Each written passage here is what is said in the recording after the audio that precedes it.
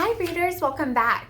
So in our last session, we were talking about the power of making predictions and annotating with sticky notes.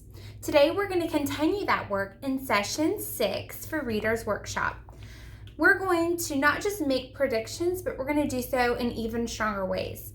So as expert readers, we draw on important specific examples to not just make a prediction of what will happen and why, but how.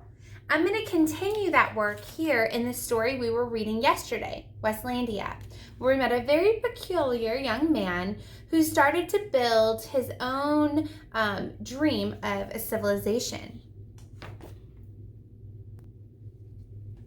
We're picking up here in this part of the story. The next morning, he turned over a plot of ground in his yard. The night wind blew in from the west, and it raced through the trees and set his curtains snapping.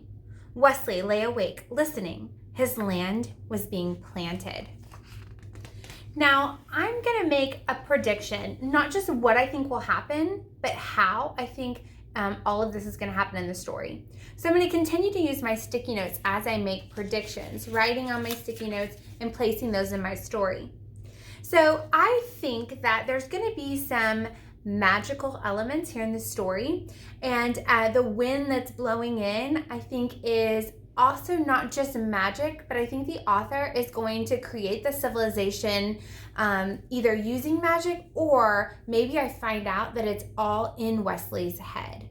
So not just what's going to happen, I'm predicting he's going to make a civilization like he said, and I'm predicting how that's going to happen, which is the author's going to use magical elements, or maybe we find out that it's all make-believe. So let's keep reading and using our sticky notes to annotate as we make predictions, not just what will happen and why, but how the author is going to make that happen. 5 days later, the first seedlings appeared. "You'll have almighty bedlam on your hands if you don't get those weeds out," warned the neighbor. "Actually, that's my crop," replied Wesley. "In this type of garden, there are no weeds." Following ancient tradition, Wesley's fellow gardeners grew tomatoes, beans, Brussels sprouts, and nothing else. Wesley found it thrilling to open his land to chance to invite the new and the unknown.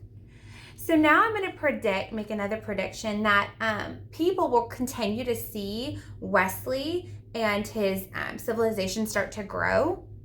And so how this might happen, so that's what I think what will happen. How this might happen, or maybe neighbors start talking to each other, or more people come and see his garden. Maybe it gets really big and others can see it, so it starts to take notice. Let's keep reading.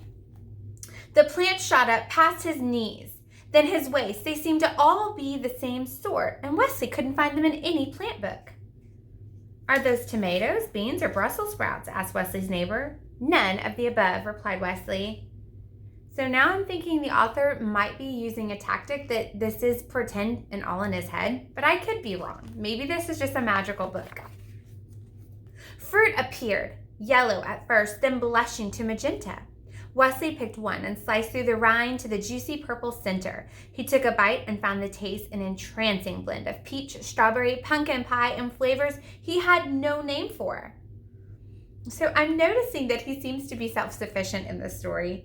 He seems to enjoy his own company, but I'm going to make another prediction.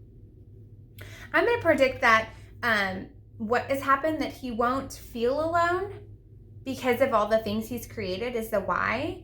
But how? I think that maybe instead of having real friends, maybe he'll have make-believe friends. The author could do it that way so that he doesn't, it's not just alone. Because I know earlier on in the story, Wesley seemed like he was alone, and enough that it bothered him that he mentioned it, but not enough that he wanted to try and fit in. So how this might happen, I don't know. Maybe he will invent his own friends. Maybe they'll be make-believe. Maybe the animals will become his company. Or maybe those kids from earlier on in the story will start to change into Wesley's way of thinking. Let me read this last page. Ignoring the shelf of cereals in the kitchen, Wesley took to breakfasting on the fruit. He dried half a rind to serve as a cup, but his own squeezing device, and drank the fruit's juice throughout the day. Pulling up a plant, he found large tubers on the roots. These he boiled, fried, or roasted on the family barbecue, seasoning them with a pinch of the plant's highly aromatic leaves. So here, he's really self-sufficient in his own garden.